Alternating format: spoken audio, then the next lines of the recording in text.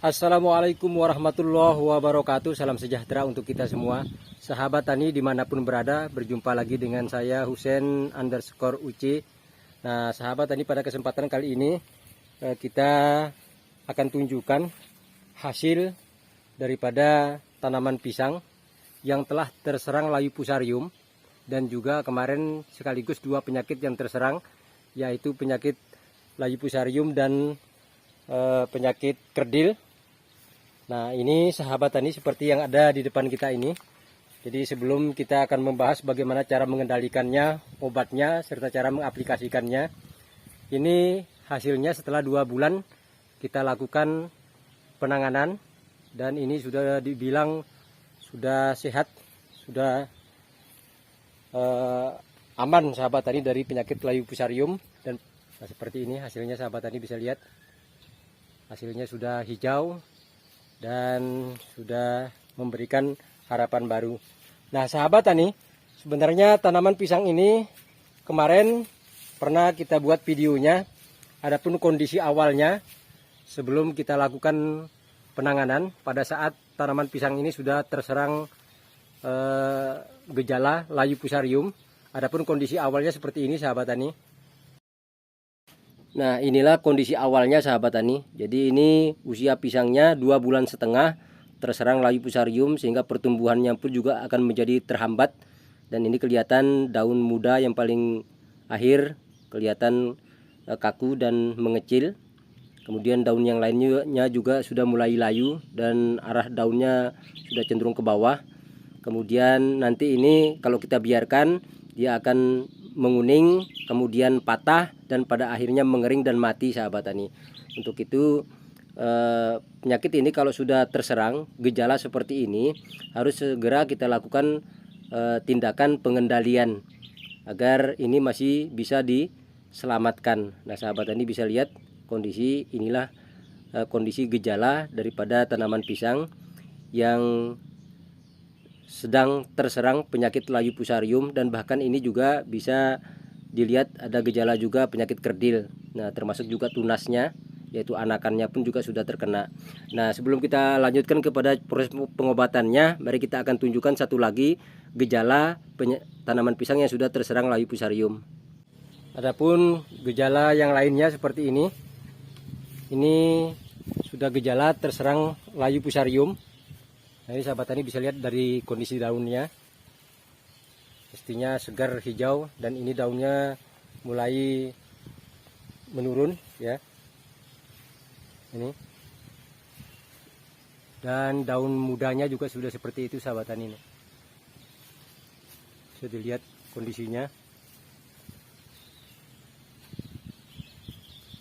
Nah ini jadi beda sekali dengan tanaman sejenisnya. Ini yang kita tanam bersamaan, bibitnya sama, namun ini yang sehat seperti ini. Ini jenis tanaman pisang Ambon kuning, atau juga ada yang menyebutnya Ambon warangan. Nah ini yang sehat sahabat tani, bisa dilihat bentuk daunnya. Jadi beda sekali dengan tanaman seperti ini. Nah ini kalau tidak segera kita atasi, lama-kelamaan daun ini akan habis menguning dan mengering, dan pada akhirnya mati. Nah adapun cara penanganannya, mari kita lanjutkan. Untuk tindakan pengendalian, maka pada kesempatan kali ini sahabat tani, ini yang akan kita tangani, yang kondisinya sama dengan yang kondisi di awal tadi, bahkan lebih parah di awal yang kita tunjukkan tadi. Nah ini obat yang kita gunakan yaitu fungisida Puradan ya, 3 GR. Nah ini kita gunakan, adapun dosisnya kita gunakan 100 sampai 150 gram, dan kita campurkan dengan air 5 liter.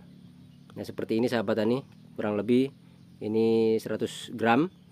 Dan Puradan ini sahabat tani, karena ini berbentuk butiran halus dan agak sulit juga untuk larut 100% dengan air.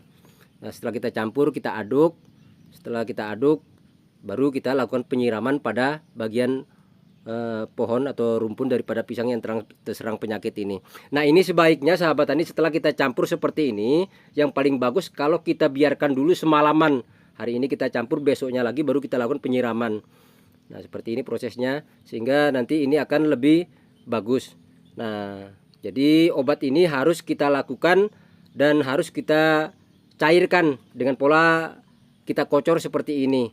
Nah, karena kalau kita berikan hanya sekedar kita tabur juga bisa, namun reaksinya akan lebih lambat sahabat tani. Karena proses pengendalian seperti ini butuh reaksi cepat, maka harus kita larutkan dengan air, termasuk itu sahabat tani bisa lihat ada butiran-butirannya karena tidak bisa larut 100%. Nah, kita tuangkan juga.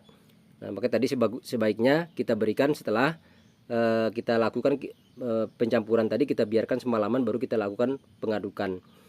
Nah, sahabat tani, untuk proses ini bisa kita lakukan dalam rentang waktu 4 hari sampai 7 hari. Ya, jadi 2 kali caranya 2 kali kita aplikasikan dalam rentang waktu 4 sampai 7 hari. Nah, setelah tanaman pisang sudah mulai pulih normal ya, sudah mulai keluar daun-daun yang baru, daun yang mengering tadi sudah bisa kita lakukan pemangkasan. Kemudian kalau sudah sehat seperti ini, nah baru kita lakukan pemupukan. Nah, karena ini masih fase vegetatif, bisa kita menggunakan pupuk yang mengandung pupuk NPK berimbang ya, bisa yang Mutiara, juga bisa merek yang lain yang memiliki grade fertilizer 16-16-16.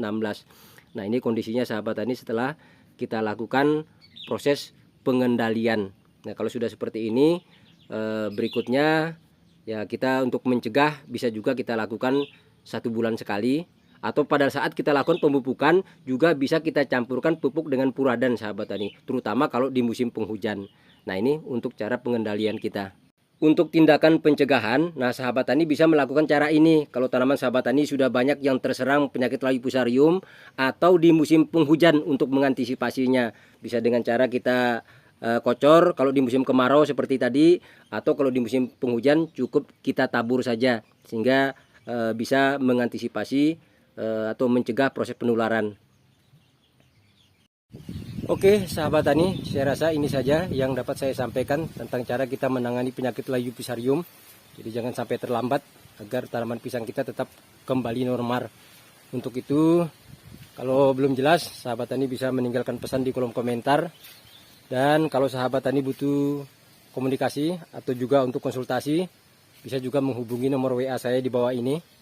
Dan jangan lupa menyebut nama dan daerahnya agar saya lebih mudah dalam menyimpan kontak sahabat tani. Untuk itu terima kasih atas segala perhatiannya dan mohon maaf atas segala kekurangannya. Wassalamualaikum warahmatullahi wabarakatuh.